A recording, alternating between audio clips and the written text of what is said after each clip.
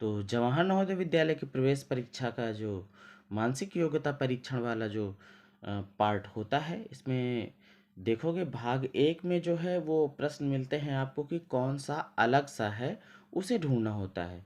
तो यहाँ पर देखिए जो पहला प्रश्न है उसमें तीर के निशान को यूज़ किए गए हैं। देखोगे एक तीर ऊपर की तरफ जा रही, दूसरी नीचे की तरफ, मतलब दोनों की दिशाएँ अलग-अलग हैं। एक ऊपर है तो दूसरी नीचे, इसमें भी देखोगे एक ऊपर है तो दूसरी नीचे, इसमें देख रहे हो दोनों नीचे की तरफ हैं, और चौथे वाले में भी देखो एक ऊपर की तरफ तो एक नीचे की तरफ है। इसका मतलब ये हो गया कि इसमें जो हमारा अलग सा है वो कौन सा है, सी है। अब इसके बाद दूसरे प्रश्न को अगर देखोगे तो दूसरे प्रश्न में देखोगे यहाँ पर दो त्रिभुज बने हुए हैं, सेम है दोनों। इसमें देखोगे एक वृत्त है और एक त्रिभुज है। तो इसमें देखा जाए तो दोनों सेम ही थे, लेकिन इसमें एक वृत्त है और एक त्रिभुज है, दोनों अलग अलग आकृतियां हैं। इसमें देखोगे दो वृत्त हैं तो ये भी दोनों सेम वाले हो गए। यहाँ पे देखोगे दो वर्ग हैं, ये भी दोनों सेम वाले हो गए। तो इन चारों में अगर देखा जाए तो कौन सा अलग सा है, वो अलग सा इसमें होगा बी वाला, क्योंकि बाकी में जो था वो दोनों आकृतियां सेम थी, लेकिन इसमें जो था वो दोनों आकृतियां सेम नहीं है, दोनों अलग अलग हैं। इसके बाद चलते हैं क्वेश्चन नंबर 3 की तरफ, और इसमें देखोगे ए है, बी है, सी है, डी है। इसमें बच्चे जरूर गलती करेंगे क्योंकि पहली नज़र में वो देखेंगे कि सी की आकृति तो खुली हुई है, बाकी सबकी बंद बंद दिख रही। तो भाई ए वाले में भी देखोगे यहाँ तो इतना ये खुला, इसमें भी मिल जाता है। तो इसमें जो अलग सा है वो ये है कि देखोगे बी जब बना है तब भी इसमें घुमावदार रेखा है, सी में भी घुमावदार रेखा है, और डी में भी घुमावदार रेखा है। लेकिन एक ऐसी आकृति है जिसमें कोई भी घुमावदार रेखा नहीं है। तो इसमें अलग सा हमारा हो जाएगा कौन सा, ए वाला। अब क्वेश्चन नंबर 4 की तरफ चलते हैं। इसमें देखोगे थोड़ा सा ध्यान देने वाला क्वेश्चन है। इसमें एक वर्ग है और हमको पता है वर्ग में 4 भुजाएं होती हैं, और इस पे देखोगे एंटीना जैसे 2 लाइनें खींची हैं, मतलब ये 4 था, 4 भुजाओं वाला एक बहुभुज था, और इसमें 2 इसकी चुड़कियां हैं। यहाँ पे देखोगे ये त्रिभुज है, इसमें 3 भुजाएं हैं, लेकिन इसकी चुड़कियां भी कितनी हैं, 3 हैं। मतलब जितनी भुजाओं से बना हुआ बहुभुज है, जो ये त्रिभुज है, उतनी ही इसकी क्या है, ऊपर की तरफ इसकी चुड़की निकली हुई है। तो चौथे को अगर इसके सी वाले को देखोगे तो इसमें एक वर्ग बना हुआ है, और वर्ग में इसमें भी 4 भुजाएं होती ही हैं। तो इसकी चुड़कियां भी कितनी हैं, देखोगे 1 2 3 4, मतलब जितनी भुजाओं से बना हुआ पॉलीगन है उतनी ही इसकी चुड़कियां हैं। इसमें देखोगे ये पंचभुज है, इसमें 5 भुजाएं होती हैं, तो पेंटागन की 5 भुजाएं, और देखोगे इसकी 5 चुड़कियां भी हैं, 5 लाइनें इसके ऊपर हैं। तो इन तीनों में देखोगे तो मिल रहा है कि जितनी भुजाओं का बहुभुज है उतनी उसकी चुड़की है। 3 वाला 3 चुड़की, 4 वाला 4 चुड़की, 5 भुजाओं वाला 5 चुड़की। लेकिन इसके साथ तो भाई अलग सा हो गया, इसमें 4 भुजाओं से बना हुआ ये वर्ग था, लेकिन इसकी चुड़की 2 ही है, इसकी जो है 2 चुड़की गायब है, तो ये अलग सा हो गया। तो इसमें हमारा सही हो जाएगा ए वाला। अब चलते हैं दूसरे टाइप वाले क्वेश्चन पे, मतलब कि भाग 2 पे। जो भाग 2 होता है उसमें क्या करना होता है कि इसमें एक प्रश्न चित्र होता है और 4 उत्तर चित्र दिए होते हैं, और हमें करना क्या होता है कि प्रश्न चित्र को ढूंढना होता है कि हमारा कौन से विकल्प में प्रश्न चित्र छिपा हुआ है। जैसे यहाँ पे देखोगे ये एक प्रश्न चित्र है और इसके 4 उत्तर चित्र यहाँ पर दिए गए हैं। ए में है, विकल्प बी में भी है, सी में भी है और डी में भी है। तो आप इसको ध्यान से देखो और देखने के बाद ढूंढो इसे कि कहाँ पे ये छिपा हुआ है। तो आप इसे देख लीजिए, ये बिल्कुल मैच कर रहा है किससे, ए से। तो हमारा इसमें विकल्प कौन सा सही हो जाएगा, ए वाला। इसके बाद देखते हैं छठवें प्रश्न को, और छठवें प्रश्न में है जो प्रश्न चित्र है कुछ इस तरीके से दिया हुआ है, और इस प्रश्न चित्र को अगर आप ढूंढोगे इसमें तो आपको मिलेगा ये है खष्टभुज, हेक्सागन। तो हेक्सागन हमारा यहाँ पे है ए वाले में, तो हमारा सही हो जाएगा कौन सा, ए वाला। उसके बाद चलते हैं प्रश्न चित्र 7 की तरफ। इसमें देखोगे एक हेक्सागन तो है, एक खष्टभुज है, लेकिन इसमें एक गुणे का बड़ा सा निशान भी है, मतलब डायगोनल इसके दो बने हुए हैं। तो ये सेम पैटर्न वाला देखोगे कहाँ पे है, तो ये भी नहीं है, ये भी नहीं है, ये भी नहीं है, इसमें है कौन सा भाई, डी वाला। अब प्रश्न चित्र 8 पे चलेंगे और यहाँ पे देखोगे एक वृत्त है, वृत्त में एक डॉट है, एक प्लस है और एक सीधा सीधा माइनस वाला लगा हुआ है और नीचे एक त्रिभुज है और उसमें भी एक डॉट है। तो आप ढूंढिए इसको। इसमें देखोगे प्रश्न चित्र में हमारा ये ए वाला ही बिल्कुल मैच कर रहा है, ए वाला। और डी वाले को देखो जरा, डी वाले में थोड़ा सा अंतर है क्योंकि जो पतला है ये हमारा जो त्रिभुज है वो क्या है, पतला है। और बाकी मैच तो कर रहा था लेकिन ये त्रिभुज की वजह से ये नहीं मैच करेगा। तो हमारा इसमें कौन सा आ जाएगा, इसमें आ जाएगा ए वाला। हाँ, बी वाले में देखोगे त्रिभुज तो सेम टाइप का है लेकिन जो इसमें डॉट देखोगे, डॉट यहाँ पे है, प्लस वाला निशान अपनी जगह बदल चुका है, तो इसमें ए वाला ही सही होगा। अब चलते हैं भाग 3 की तरफ। भाग 3 जो है उसमें करना क्या होता है कि एक प्रश्न चित्र होता है जो कि अधूरा होता है और उस अधूरे प्रश्न चित्र को पूरा करने के लिए 4 विकल्प दिए होते हैं और चारों में से कोई एक ही होगा जो उसको पूरा पूरा कर पाएगा और वो भी एकदम सटीक बैठेगा। अब आप देखोगे इस प्रश्न चित्र में यहाँ पर देखोगे एक वर्ग की आकृति बनने वाली थी जो कि अधूरी है और बाकी चारों में तो वृत्त वृत्त हैं। तो आप इस वर्ग के पैटर्न को पकड़ के चलिए, यहाँ से इसको मिलाने वाला देखोगे कौन सा मिला सकता है और साथ ही साथ वृत्त भी जब जाएगा उसका तो मतलब कुछ इस तरीके से बन जाएगा कि यहाँ से ये आएगा और इससे भी मिलेगा और जब वृत्त हमारा जाएगा चारों भुजाओं को छू करके तो कुछ इस तरीके से हमारा पैटर्न होना चाहिए। तो आप देखोगे इसमें तो कौन सा सही हो सकता है कि देखोगे ये वाला तो नहीं हो सकता, इसको देखोगे ये वर्ग तो पूरा कर देगा, जाहिर सी बात है, लेकिन देखोगे तो ये वृत्त पूरा हो जाएगा और वर्ग भी पूरा हो जाएगा और जो ये सिरा है जैसा कि इन सब में बना हुआ है वो भी पूरा हो जाएगा और साथ ही साथ एक लाइन और जानी चाहिए जो इस तरीके से विकर्ण गया हुआ है ये वाला, मतलब कि इसमें यहाँ से भी एक विकर्ण जाने वाला होना चाहिए। तो ऐसा वाला जो है ये नहीं हो सकता क्योंकि इसमें जो विकर्ण है वो यहाँ से जा रहा, इसको यहाँ से जाना चाहिए था। तो देखोगे कौन सा हो जाएगा इसमें भाई हमारा, इसमें सी नहीं हो सकता, ये जाए वर्ग पूरा कर देगा, विकर्ण इसकी पूंछ नहीं, ये वाली नहीं है लाइन, तो इसमें डी वाला बिल्कुल सही हो जाएगा हमारा। अब इसके बाद चलते हैं प्रश्न संख्या 10 पे और 10 में देखोगे जो प्रश्न चित्र है उसमें जो आकृति है वो कैसे पूरी होगी।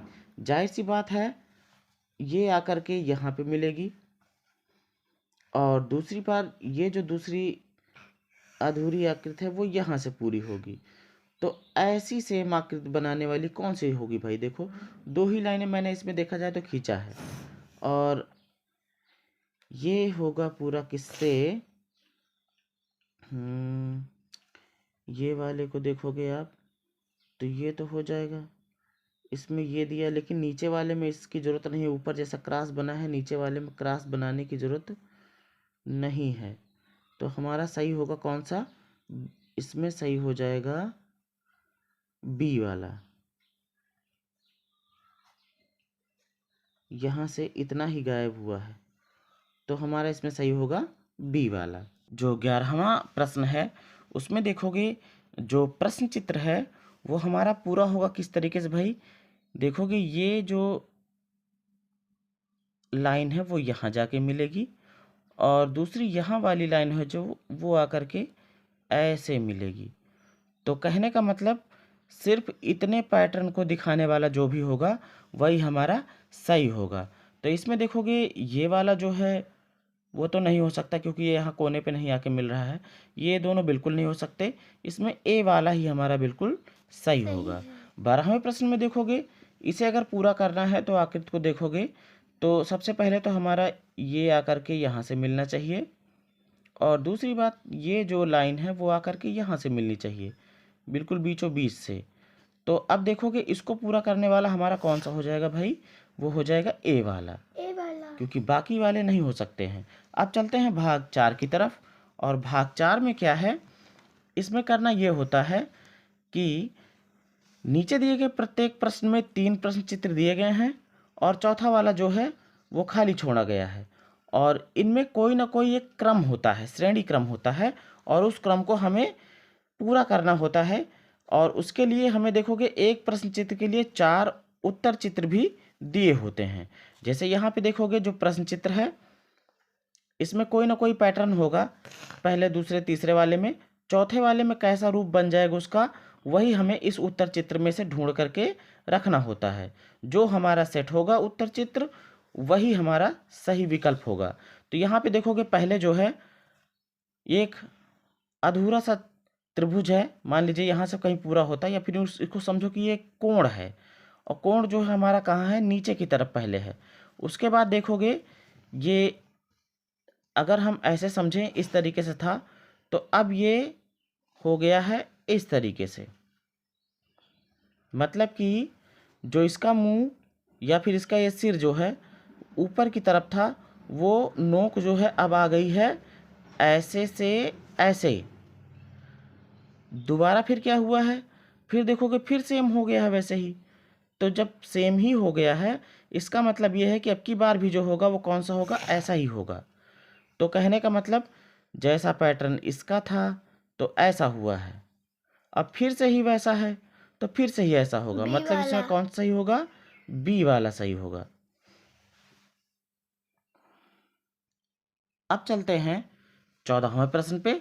और 14वें प्रश्न में देखोगे कैसा है भाई, पहले हमारा ये एक वृत्त था जो कि बाईं तरफ नीचे कोने में था, फिर उसके बाद ये दाईं तरफ चला गया है और 2 हो गए हैं, फिर ऊपर वाले दाईं तरफ कोने में चला गया है और 3 हो गए हैं।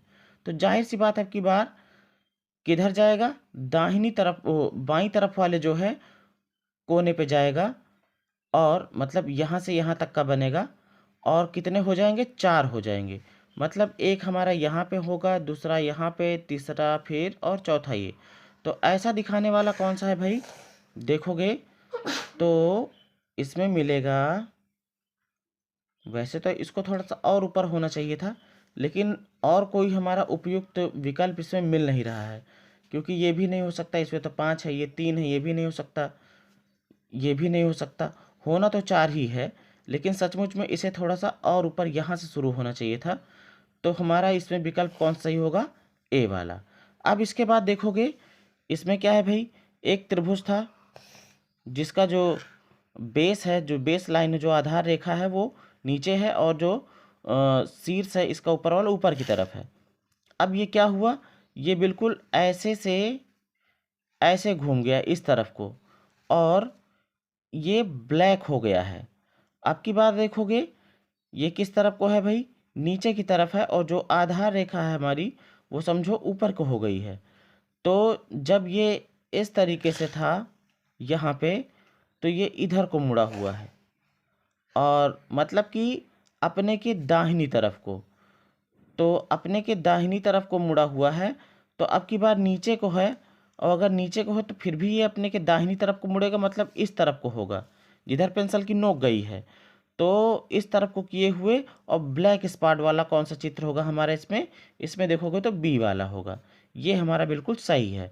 अब इसके बाद 16वें प्रश्न को देखोगे तो इसमें देखोगे पैटर्न कुछ इस तरीके से है।